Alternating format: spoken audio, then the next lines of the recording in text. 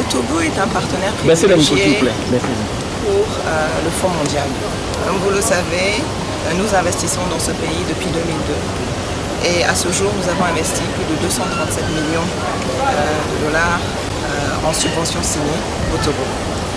Nos subventions veillent à accompagner la riposte nationale en ce qui concerne la tuberculose, le VIH et le paludisme. Nous sommes réunis ici ce jour, ce 22 septembre, sous la présidence du Premier ministre qui pour nous vraiment démontre de la volonté nationale d'investir et de mettre en œuvre des interventions à fort impact pour signer donc deux subventions. Une subvention tuberculose et une subvention VIH d'un montant total de 37 millions d'euros pour les 2 prochaines années, 2016 et 2017. Je crois qu'il est important de saluer les efforts qui ont été déjà mis en œuvre jusqu'à ce jour par le gouvernement du Togo, mais également accompagné par la société civile togolaise et les partenaires techniques et financiers du Togo.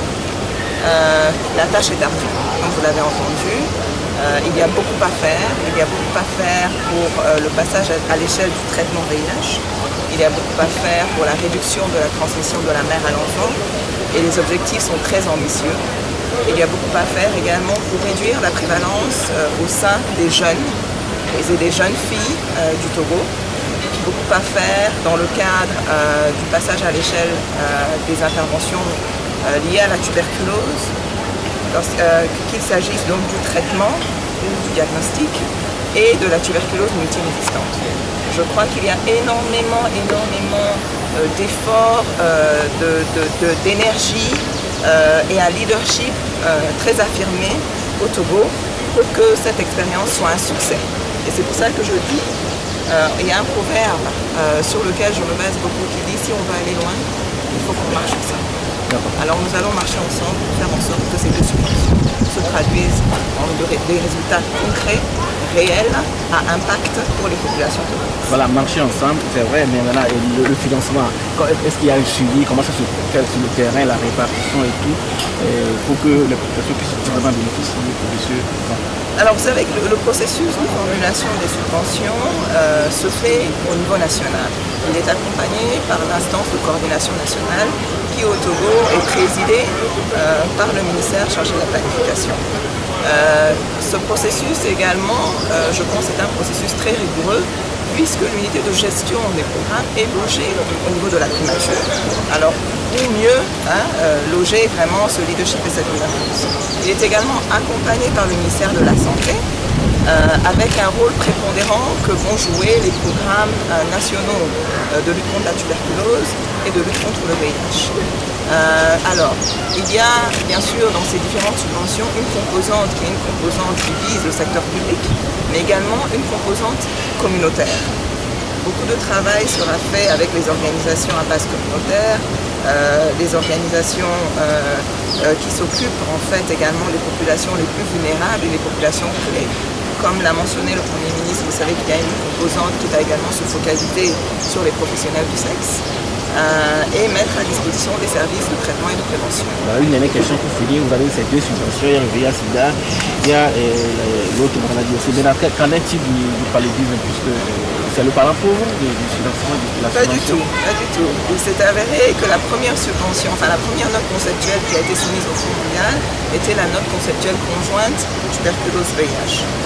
Au mois d'avril, nous avons reçu la note conceptuelle paludisme et cette semaine, l'équipe qui est chargée du portefeuille du Togo a déjà commencé dès hier à entreprendre la négociation liée justement à la subvention paludisme qui sera présentée à notre conseil d'administration en novembre 2015 et qui devra commencer au 1er janvier 2016. Donc ce n'est certainement pas le parent pauvre et c'est le parent qui va également permettre d'atteindre la couverture universelle en ce qui concerne les moustiquaires araignées pour mieux protéger les femmes enceintes et les enfants âgés de moins de 5 ans, mais également protéger toute la population. La France apporte un appui conséquent dans la lutte contre cette pandémie. Qu'est-ce que vous avez pu apporter dans la cadre pour que cette savez que ce sont les pandémies qui frappent particulièrement l'Afrique, mais qui frappent le monde entier. Et la France s'est engagée depuis le début des années 2000 dans cette action. Elle a participé à la création du Fonds mondial, qui est un des principaux acteurs. Elle a également créé Unicred, qui est un autre acteur international pour fournir des médicaments de qualité et des diagnostics. Donc la France est le deuxième donateur du Fonds mondial depuis sa création en 2002, ce qui veut dire qu'elle apporte 13 à 14% des financements du Fonds mondial. Quelle idée vous avez par rapport à l'utilisation de ce fonds dans le pays africain? Nous sommes en train de lutter contre les maladies transmissibles. Donc ce sont les maladies qu'il faut traiter, diagnostiquer d'abord, prévenir évidemment. Donc toute la chaîne est importante et il faut surtout stopper la transmission. Ça veut dire que nous devons, pour des raisons évidentes de droits de l'homme, mais aussi pour des raisons d'efficacité, avoir accès à l'ensemble des personnes et leur permettre d'avoir un traitement de qualité.